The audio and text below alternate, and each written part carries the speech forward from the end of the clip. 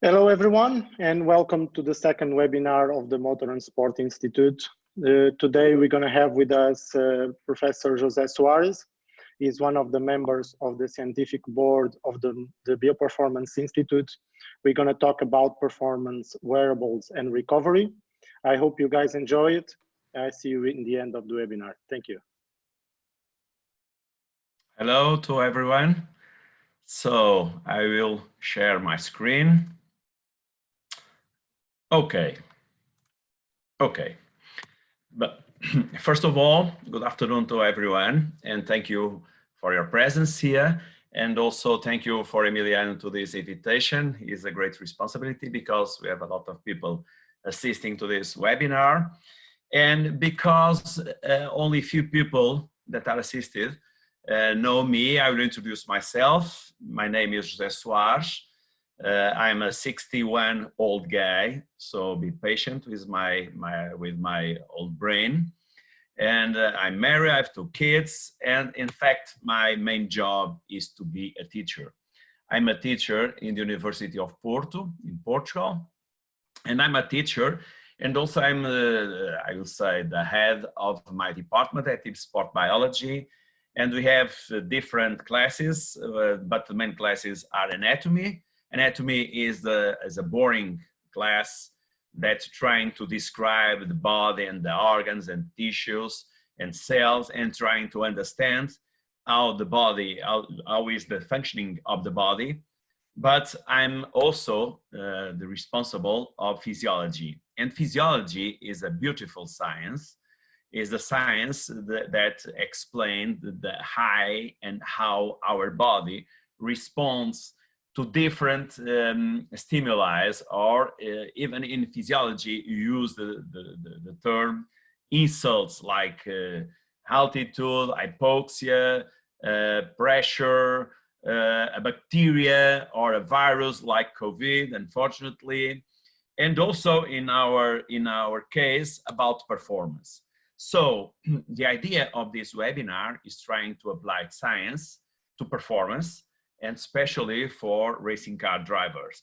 So when we want to search papers, scientific papers, reliable, accurate, I will say that we trust, we need to go to this site that is PubMed.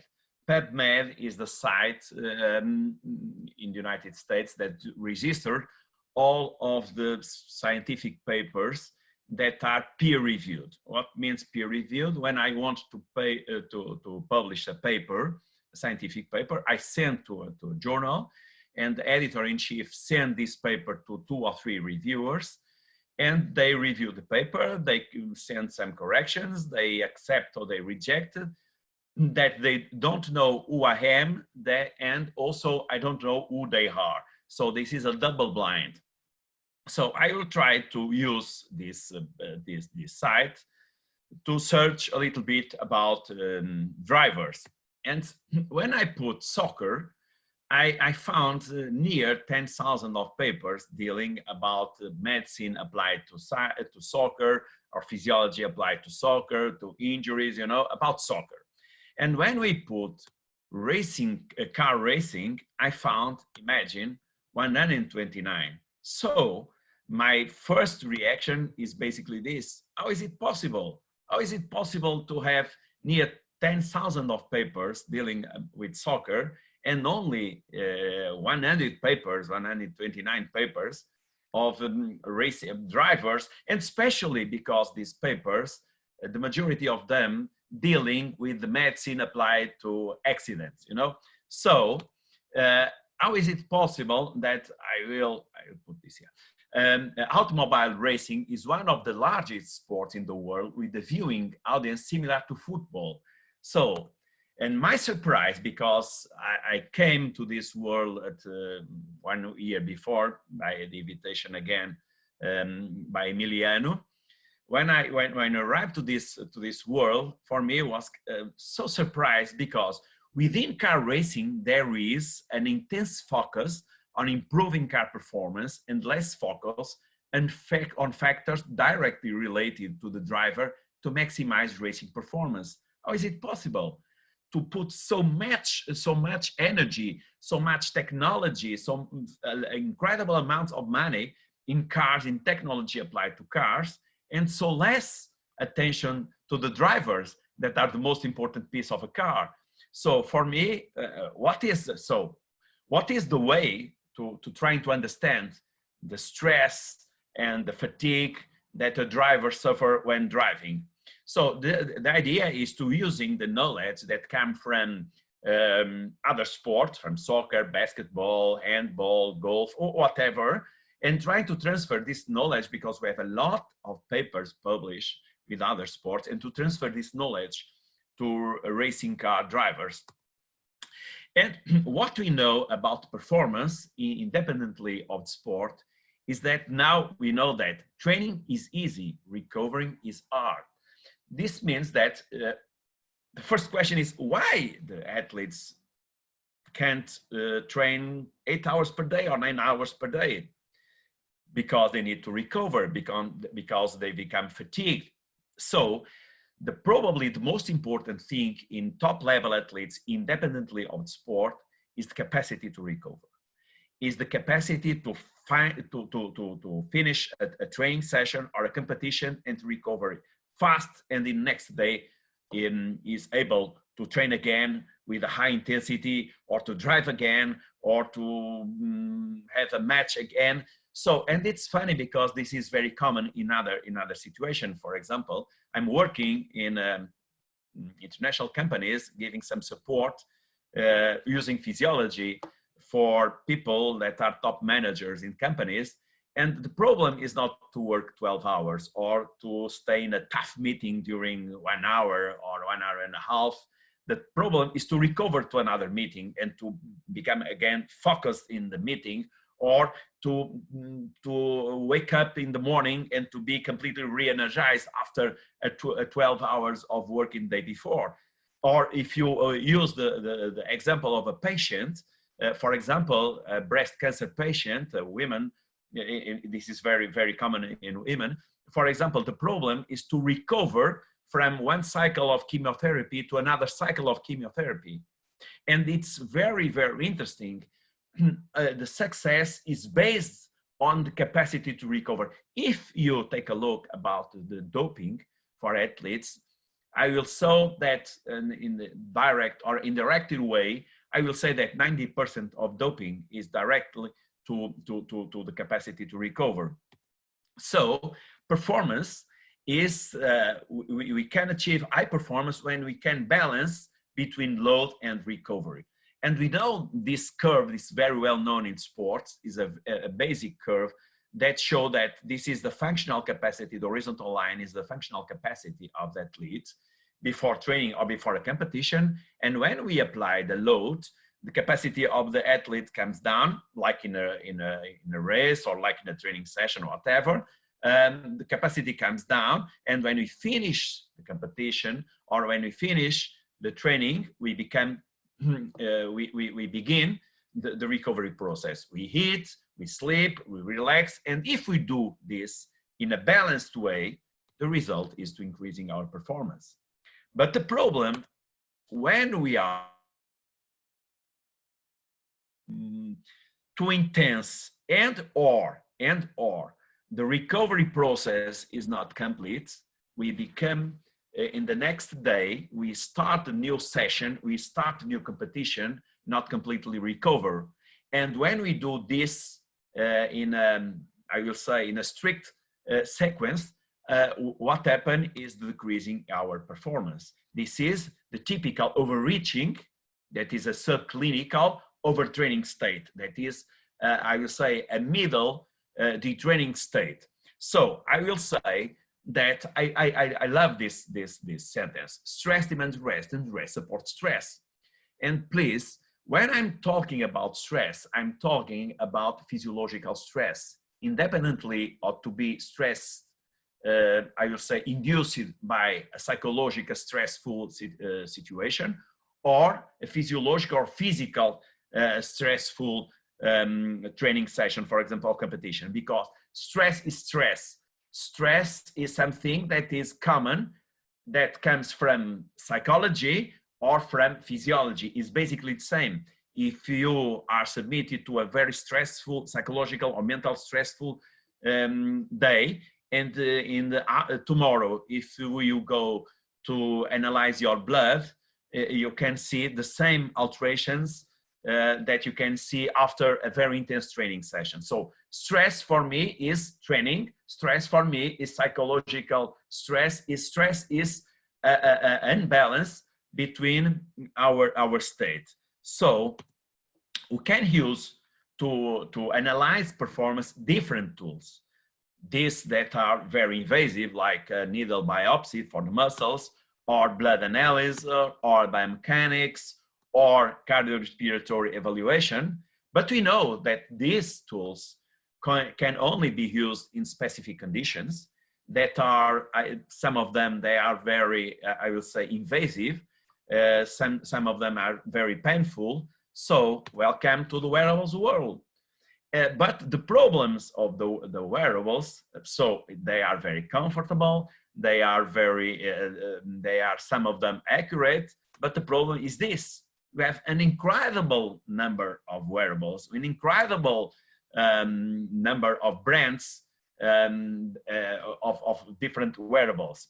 And for me, the most important, because I'm working with the Light company in a very interesting project that named Fuel, and we are developed algorithm to calculate the performance index. So we are updated in this wearables world. That is incredible, because every day happen a new wearable. And for me, my concern is, first, the wearable that we need to choose need to be science-based.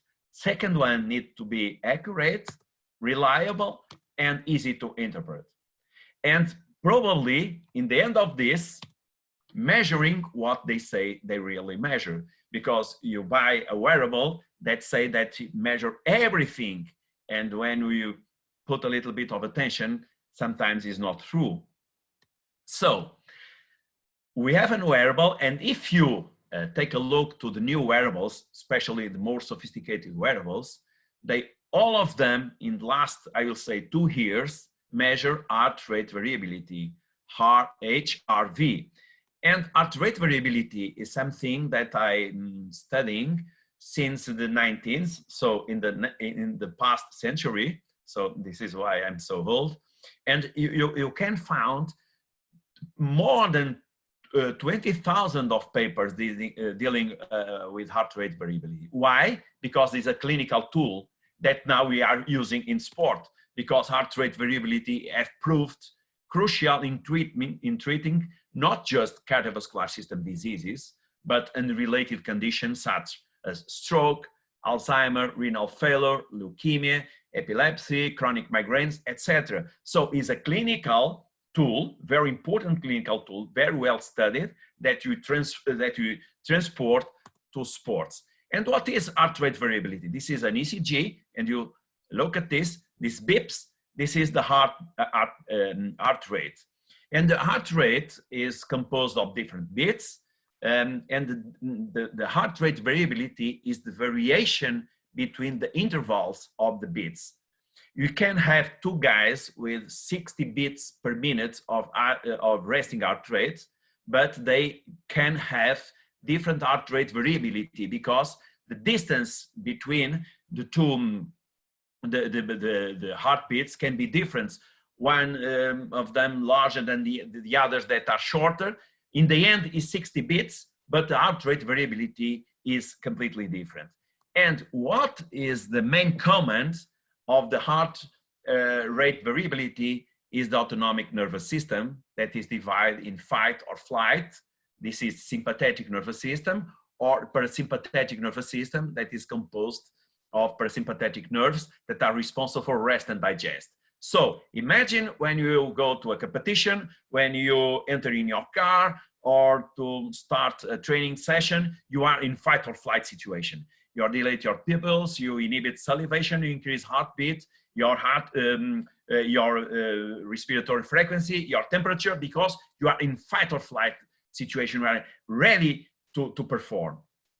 And in the end of the day, in the end of the match, in the end of the race, in the end of training session, you need to put your body in rest and digest situation, in the rest and digest position, under the control of the parasympathetic nervous system. And this balance between sympathetic and parasympathetic, I think that is the main reasons why this is so used in different conditions. So we need to balance in training to achieve high performance between fight or flight and rest and digest.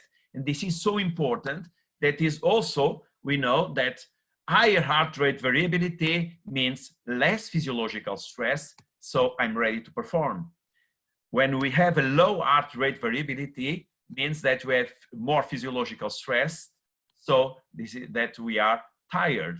So when we look at heart rate variability, if we have a high heart rate variability, means that your body is prepared to react, because your body is not tired, is completely prepared to different stimuli, to different demands. When your heart rate variability is like in a flat line, it seems I will say that it means that you are tired, that you are stressed, that you are fatigued, so you need to recover. And this is very important also for a healthy life. Is basically the same. I use heart rate variability when I'm evaluate a CEO of a company or a member of a board that they have incredible responsibility in managing this company. So if we look at this, is nice because it's a record of 24 hours of heart rate variability. The red lines, they are the reaction of sympathetic nervous system. It means that they have this guy stay until go to bed under the influence of sympathetic nervous system, is in a fight or flight situation. But the problem is that at 1 o'clock you went to bed, but also under the influence of sympathetic nervous system. And this is very difficult to deal with this. And this, in this case, is the opposite. This guy goes to bed, he falls asleep, but in the middle of the night, it's not necessary that he wake up, but the influence of these sympathetic nerves are very high, and this means that he produces a lot of stress hormones, and when we wake up, he's tired. In opposite to this one, is incredible. He's a very, very important guy in this company, but he can manage during the day with a lot of rest periods, that is the blue zones that you can see here. And when you go to bed, you can sleep very well. And when you wake up, you completely re-energized to face the new day. So this is why this balance is so important to know how to relax, because, for example, you can look at the big companies now, they use techniques like meditation, relaxation, mindfulness, but don't forget one thing. It's difficult to increase your muscle mass, but it's also difficult to relax. It's basically the same, because it's very difficult to do meditation. This is a very nice example. I'm sorry, Emiliano, but this is your example. Emiliano is very well trained into the meditation, and you can look inside of this circle. That is, he put his body in a meditation state, and it can increase the parasympathetic nervous system. Is like in a flow state. And look at another example of a friend of mine that he said to me that he meditated, and look at what happened to him. Is cheating basically, but he think that he's in a meditation state, but in fact, when we look at the sympathetic and parasympathetic nervous system, or the heart rate variability, we can conclude that he's not in a meditation state. So another topic that is very important to the recovery process is sleep. And we know very well from the science that sleep has an incredible impact in our performance, and especially for racing car drivers. And why?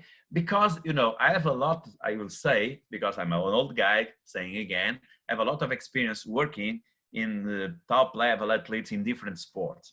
And when I'm talking about the soccer players or basketball players or handball players or swimmers or whatever, I will say that these athletes are basically very strong athletes in terms of physical capacities. And racing car drivers, for me, they need to have a very good physical condition, but also a very high mental condition. This is why I like the term cognitive athletes, because the importance of the cognition in performance in racing car drivers is incredibly high, because they need to make good decisions, to evaluate risk benefits, to evaluate the risk at 300 kilometers per hour inside of a cockpit with 60 degrees after 2 hours or 3 hours of driving. It's very, very demanding for brain. So you need to sleep for all the athletes, for all people. It's very important, but special for racing car drivers. So when you are in a sleepy situation, you are in underperformance state, because we know for the international guidelines that we need to sleep between 7 and 9 hours. Less than 7 hours is too short. More than 9 hours is too long. I know that we have short sleepers, but they are outliers. This is, I will say, the international guidelines. And more important than the duration of the sleep is the quality of sleep. And we evaluate also by the wearables the quality of sleep, if they are accurate and reliable for evaluate sleeping, is the different cycles of sleeping. We need to respect all of the cycles. For example, the REM, the rapid eye movement cycles, because the first stage, the second stage, and the REM stage, because that is the deep sleep. Sometimes we can sleep, I will say, 6 hours or 7 hours, and these 6 or 7 hours are not enough to recover completely. Why? Because we didn't respect the cycles. So I will say that as we prepare our training session, our meal, we need to prepare our sleep. Listening, this is a metaphor, but listening calm music, walking a little bit, reading something, watching TV, something that we can be relaxed. The worst thing that you can do is basically this, because this is stress, and the stress in the end of the day produce stress hormones, and these stress hormones like noradrenaline, adrenaline, epinephrine, cortisol, and this is disturbing the quality of our sleep. So don't do exhaustive exercise in the end of the day, because you will pay high price during sleep. So, and also we have another problem in the racing car driver, that is jet lag, because you fly so much flights, so much hours of differences, so much continents, and you need to be ready. And I'm using this image when I'm working with these top level managers in companies, saying that sometimes the only thing that we think about jet lag is to say to the assistant to buy a ticket on first class or business class. But we know that we have a lot of things to do to minimize the impact of jet lag in our brain. And now we are finished our webinar. I'd like to show you this. This, using digital devices when you are sleeping, is mimetize the effect of jet lag. Why? Because jet lag is the impact of the light in our brain. Because sometimes our body is prepared to night, and we arrived to a country that is day, or our body is prepared today and we arrive to a country that is night. And when we receive, and this is, I will say, controlled by our brain in a specific gland that is responsible for the production of an hormone or a neurotransmitter that is melatonin. So when we receive at night this light in our eyes, this gland feel like, okay, it's a normal day. So I shut down the production of melatonin and we have problems in sleeping, or we can fall asleep, but sleep is the same when we drink a lot of alcohol. We can fall asleep, but the quality of sleeping is not very good. So trying to finish and to respect the 30 minutes, I will say, first, to be a performer is necessary to balance between load and recover. Don't forget this, because sometimes we put a lot of attention on load and we forget recovery. Wearables are the good and efficient way to evaluate your training state. Use wearables, but don't forget, wearables should be reliable and science-based. And probably heart rate variability is the best non-invasive way to evaluate the balance between load and recover, because it's very sensitive and is also a clinical tool that you use in sport, but they use also in patients.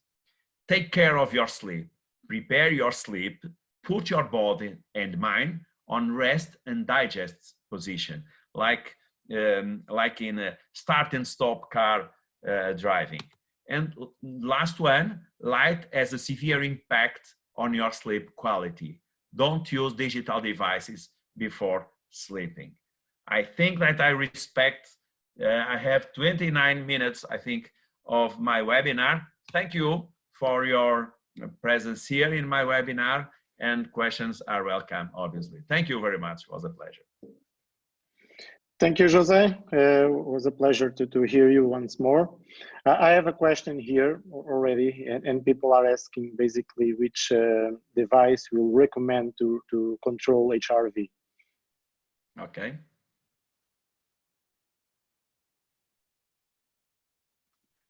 I'm sorry, Miliano, did you put the question? Because yes. I was not focused. I changed I'm sorry. Can you repeat? Yes, people are asking which device will recommend to control HRV. I know we use several devices this year. We tested a lot, and it will be a trouble to recommend it all. But basically, what you will say, which device can control HRV in a reliable way? You can give your opinion, because someone will think that you are paid from this brand. But the problem of the heart rate variability is the sensor. And sometimes we know that the best place to have a sensor is here in your finger. So you have device that you can use your finger to evaluate, for example, the pressure of the oxygen, because it's based on a name that is very difficult to pronounce, photoplethysmography.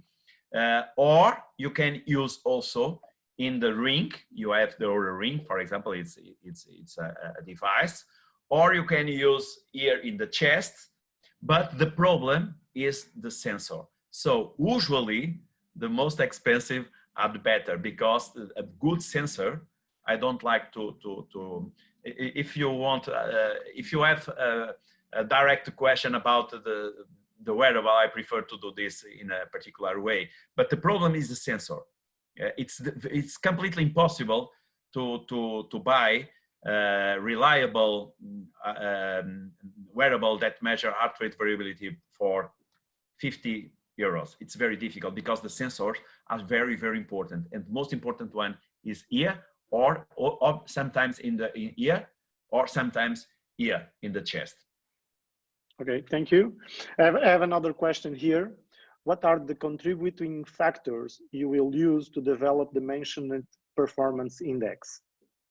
Oh, this is, we use the performance index not for, at the moment, not for sport, but for top management in companies, and use a lot of variables, I will say.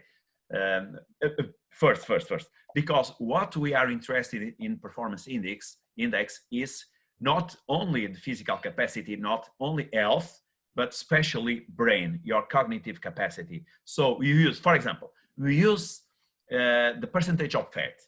But fat for us in this performance index is not related to increase the risk of cardiovascular attack or something like this. No, because if you increase your body fat, you increase the volume of the fat cells, so increase the production of inflammation, and inflammation is very, very important for brain.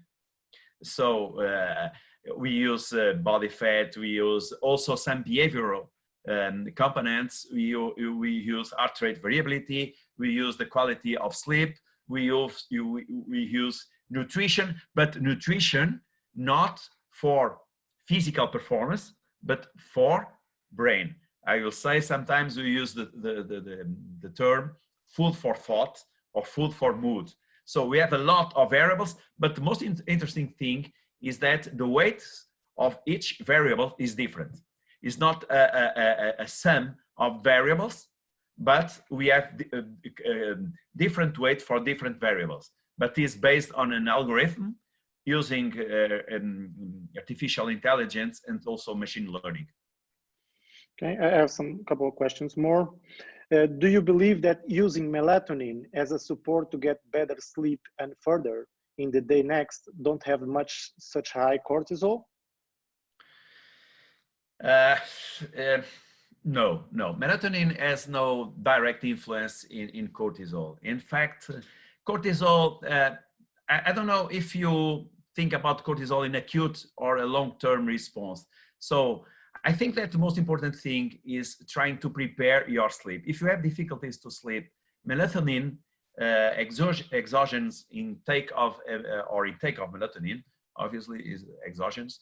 I have some doubts about this because first, probably you can be addictive to melatonin and to put, it's also always the problem with supplements. You put much attention in supplements and probably you forget the work that you need to do, that is to prepare your sleep. So the cortisol and melatonin has a relationship, but is very weak. Okay, from a physiological perspective, what kind of conditioning and recovery strategies do you consider more essential to motorsport drivers? Imagine that you finish a stint in a 24-hour race or to finish a race. First, for me, the most important thing is to cool down your body. And the cryotherapy is very important.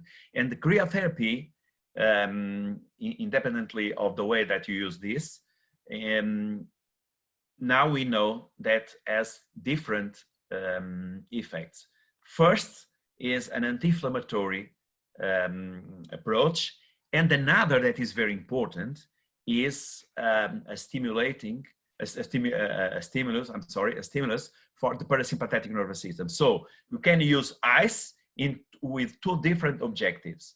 So first, an anti-inflammatory or decreasing the inflammation produced by the effort, the physical strain, and also you can relax after doing cryotherapy. So cryotherapy for me is very important.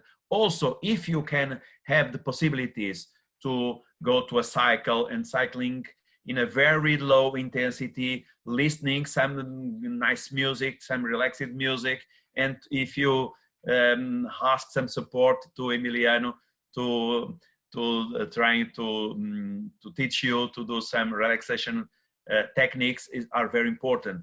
But the idea is to do something that you feel that you are relaxed. But because the first and the main objective is to put your parasympathetic nervous system in an on position. Okay. Typical, how much time should one have between training and sleep?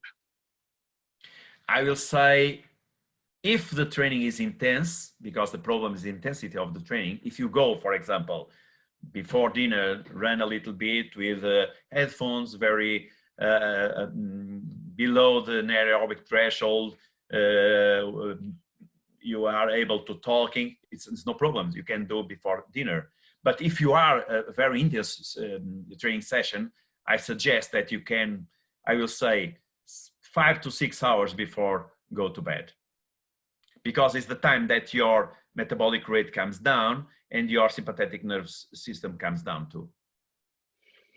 Okay. Also, for a physiological perspective, how can you activate a driver that is sleeping and need to restart driving in an hour? I'll say not in an hour, but in 10 minutes, because we activated him in 10 minutes. Yeah. This is very interesting, this question, because think about the heart rate variability in an acute use. For example, when we use these sensors for the finger, we can say if the athlete is too relaxed or too exciting. So if it is too excited, we need to perform a relaxed warm up, because we need to slow down a little bit, because if not, you will be too stressed to drive. But in opposite, if it is, I will say, very in a sleepy situation, we need to induce something that put your sympathetic nervous system in on position. Remember the weightlifter, for example, that the training do something like this, that you become irritated, you become, I will say, very excited. So you can have a very intense and very short exercise. You can use also some load, and you can use, I will say, stimulus by your coach to stimulate your, and also blue light, because it's very interesting. Now we use some glasses with blue lights that are very important to stop the production of melatonin and to become energized to drive. So we have a lot of possibilities, and also caffeine. Okay, we have a couple of minutes more. So what's your favorite antioxidant for inflammation control post-exercise or post-stint? I'm not an expert in nothing, but especially in oxidative stress. But I have a special interest in cryotherapy, because cryotherapy is very efficient. I don't know exactly the impact on oxidative stress, but I know that the ice is very important for the recovery of the inflammation, and also the recovery from the exciting produced by sympathetic nervous system. And also you can use some devices, I forgot, you can use, for example, some devices like electrical stimulation with low currents that produce minimal effects on the muscles to increase the venous return to your heart. So also these pressure garments that you can use for to induce easy return of the blood to your heart. Do you believe that athletes' nutrition is one of the most important points from Brazil? One of the most important points. It's important. I don't know if when I and Emiliana, we talked a little bit about this, and when I worked with athletes during Ramadan, I put everything in question. So I learned a lot, and I know that Emiliana has the same experience. I learned a lot about nutrition, and sometimes nutrition is very important, but I don't know. I think that the more important thing is load. You can have an appropriate nutrition if you don't train. I agree. It's about energy, but it's also about the mind. Yeah. You presented some individual data on the sympathetic versus parasympathetic activity through the day. I've realized there's a wide inter-individual difference. Will the entering in a real parasympathetic state be fully trainable, or it's genetically related? This may be crucial for cases where individual teams train at night. Yeah. I think that we have a trace of personality, and this trace of personality is genetic oriented. So some of people, we know that they are very relaxive, and other people like me, that am a typical A personality, A plus personality. I'm all the time in a sympathetic on a sympathetic influence. So this is why people that are too excited, that are from A personality pattern, this is why it's so important, especially for this kind of athletes, to use very well and an efficient way relaxation techniques, because when you are in exciting situation under the control of sympathetic nervous system, don't forget this, you spend a lot of energy to maintain your homeostasis, also during night. So if you are an excited guy that have difficulties to sleep, put all of your coins in recovery tools, all of you can imagine. But basically, to relax. I need, because I'm so exciting that I need to relax. Jose, after a stop from injury, do you use HRV? I have no experience on this. I'm sorry. I have no experience to use after injury or HRV. I have some questions here that I'll try to put it together. One is which tests parameters do you use to collect cognitive function? And the other one, with what exercise of batteries of tests the athletes have to do to be prepared to control of the car in the night regarding attention after a rest period? Oh, this is a very difficult and long question. Remember that I'm an old guy. Remember that I need to, my memory is not your memory, Emilian. Remember me the first question. So the idea, I can. Oh, okay, you can answer. You answer better than me. For example, normally for which parameters you use to collect cognitive function, we use AEG. We use AEG marker, AEG reader, that we collect the information, especially during driving or simulator. And then this, we analyze it together when people are in our center. And with this, we compare, for example, levels of stress, engagement, or focus, or concentration, or ability to refocus on the task, or to engage with everything that's surrounding. And also for the battery of exercises we use, because we use it together before entering the car at the night.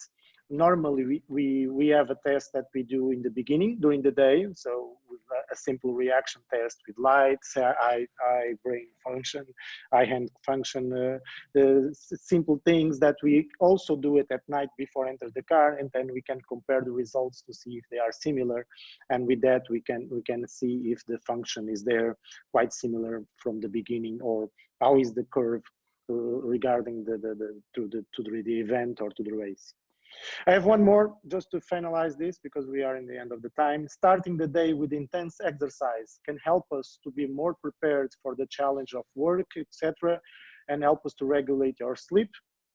Yes. If you take a look, is one of the things that I use usually that measure the cortisol, that is the most important stress hormone.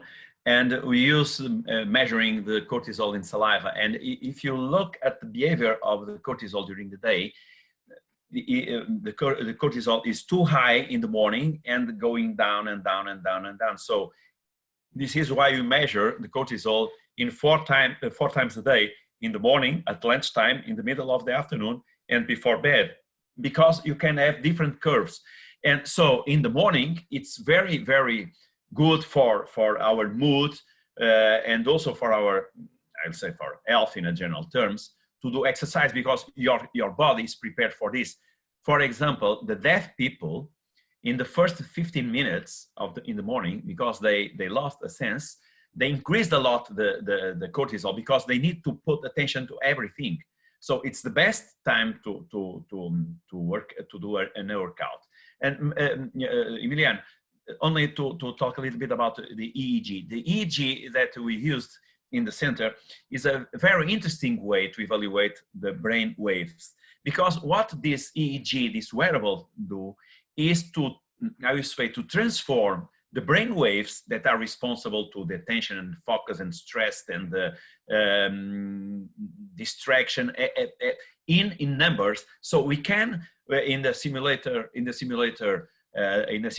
task, you can evaluate the behavior of the brain during driving, for example, and we can see if for example, after a crash, if the part of the brain that are dealing with stress is too excited or not, or if it can move the blood to this part of the brain that is the anterior cingulate cortex, that is very important to the evaluation of the cost benefits and the risk, that is very important. So if the driver is become completely disturbed after a crash, even in a simulator, so it's very, very interesting to use EEG in these new wearables to evaluate the cognitive function.